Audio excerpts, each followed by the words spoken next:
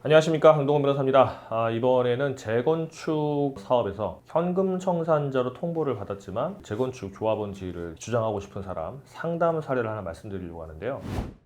이분은 어떤 경우냐면 서울에 있는 투기과열지구죠.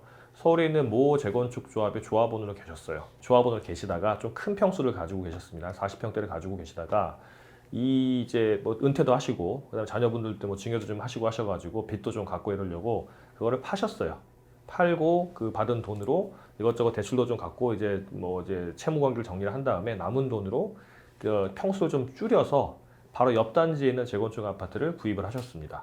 이게 어떻게 된 거냐면, 자, 초기 가열지구의 재건축 조합 같은 경우는 조합 설립 인가 후에는 그 조합원 지위 양도가 안 되죠. 그건 아실 겁니다. 이제 조금만 관심 있는 분들은 아실 거예요. 그런데 다만 예외가 몇 가지가 있죠. 그 예외 중에 하나가 10년 동안 보유하고 5년 이상 거주한 사람 거는 이제 양도가 가능하다는 거죠. 그래서 이분은 계속 거기 사셨기 때문에 수십 년 사셨기 때문에 양도를 하셨어요. 그래서 이제 매수인이 사가가지고 이제 그 조합원 지위가 양도가 됐습니다. 이 사람이 2018년도에 3월 달에 팔았어요. 그리고 바로 그 다음 달에 바로 옆 동네에 있는 20평짜리 아파트 조그만 거 사가지고 이사를 가셨습니다.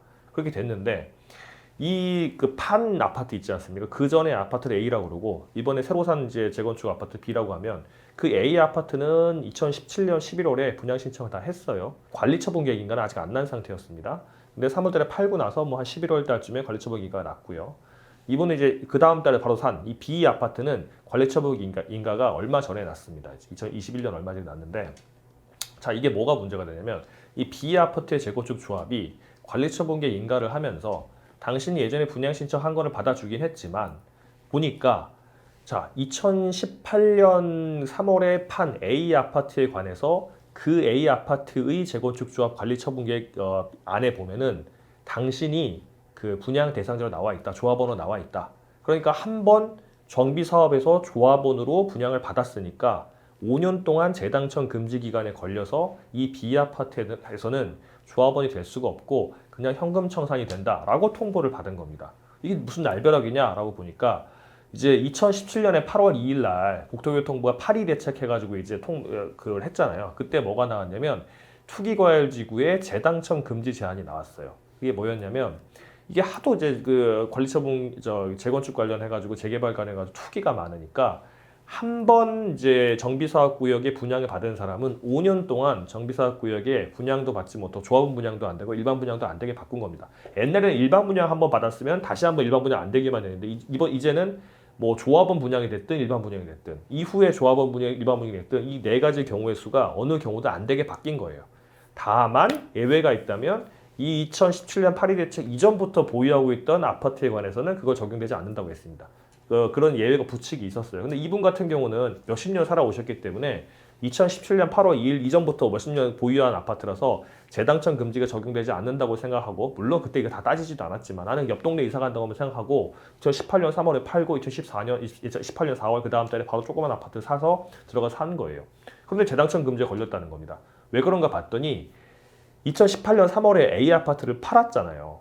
그러면은 그 A 아파트의 관리처분 계획안에는 그 아파트 A 아파트를 산 매수인 이름으로 이제 관리처분 계획안에 들어가야 되는데 매수인 이름으로 안 올라가고 우리 의뢰인 매도인 이름으로 올라간 거예요. 그러니까 관리처분 계획안에는 이 정비사업 A 아파트 정비사업의 분양 대상자, 조합원 분양 대상자로 우리 의뢰인 이름이 올라간 겁니다. 그러니까 그 상태에서 다시 한번 B 아파트에 이제 분양을 받는 거는 재당첨 금지에 걸리는 거죠. 왜냐하면 그 부칙에 다시 예외가 뭐가 있냐면, 예전부터 가지고 있는 사람은 재당첨 금지에 걸리지 않지만 예전부터 가지고 있는 사람이라도 이 법 시행 후, 그러니까 2017년 8월 2일 이후에 정비사업에서 한 번이라도 분양 받은 사람은 다시 분양 못한다. 그러니까 재당첨 금지 기간이 다시 적용된다. 이렇게 된 거예요. 그러니까 좀 복잡하죠. 재당첨 금지는 이제 제한을 해놓고, 다만 옛날부터 2017년 8월 2일 이전부터 가지고 있는 정비사업구역 내 아파트를 통해 가지고 이제 가지고 있던 사람은 재당첨 이제 5년 재당첨 금지에 적용되지 않는다고 하지만, 다시 한번 예외 재당첨 금지 적용되는 거는 그렇게 옛날부터 가지고 있던 사람도 그 법 시행 이후에 2017년 8월 3일 이후에 한번 정비구역에서 이제 뭐 조합원 분양되거나 그렇게 됐으면 걸린다 이렇게 한 거예요. 근데 우리 의뢰인 같은 경우는 2018년 3월에 이제 팔았잖아요. 그리고 팔았으니까 아직 재당첨이 이제 그 조합원 분양된 게 아닌데 관리처분 계획 안에 이름이 올라갔으니까 그렇게 된 거예요. 올라갔으니까 관리처분 계획 안에는 정비 사업에 누가 조합원 분양을 받을지가 적혀 있으니 거기에 이름 적혀 있지 않냐. 그러니까 예외의 다시 예외에 의해서 재당책 문제가 적용이 된다 이렇게 되는 건데 이거 좀 애매하죠. 왜냐하면 이 사람들이 이제 그러면 예외 조항에 의해서 양도를 했는데 그러면 양도와 동시에 그 다음부터는 조합원지가 넘어가는 거거든요. 이 말은 양도한 사람은 조합원이 아니란 얘기인데 아직 관리처분 그 양도 이후에 관리처분 계획 인가가 나도 이름이 안 바뀌어서 올라가게 되면은 그 사람이 마치 분양 대상자에 올라갈 수밖에 없게 되는 거예요. 그러면 실질적으로는 조합원 지위를 2018년 3월에 양도하면서 다 잃어버렸는데 관리처분 계획안에는 본인 이름이 들어가는 바람에 마치 조합원 이제 그 지위를 갖다가 조합원 분양을 받은 것처럼 되는 거니까 이상해지잖아요.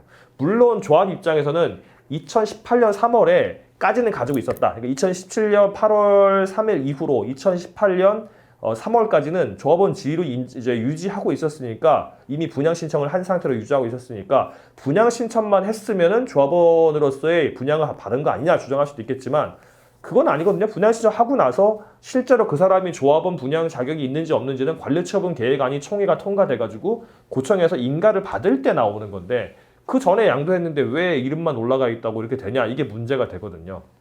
그래서 이 의뢰인께서 이것 때문에 조합에도 다투고 뭐 서초구청에도 다투고 뭐 여러 가지 얘기를 했었는데 조합에서는 뭐 구청에서 잘 모르겠다 이런 선례가 없기 때문에 잘 모르겠다라고 하셔가지고 제가 볼 때는 충분히 억울해 보여서 이거는 수분양자 지위 확인 청구나 아니면 비아파트에 대해서 관리처분 계획안에서 일부 취소. 그러니까 우리 의뢰인이 그 조합원 분양을 받는 걸로 적혀있지 않는 그 부분이 위법하다고 해가지고 취소 소송을 제기하는 걸로 진행하기로 했습니다.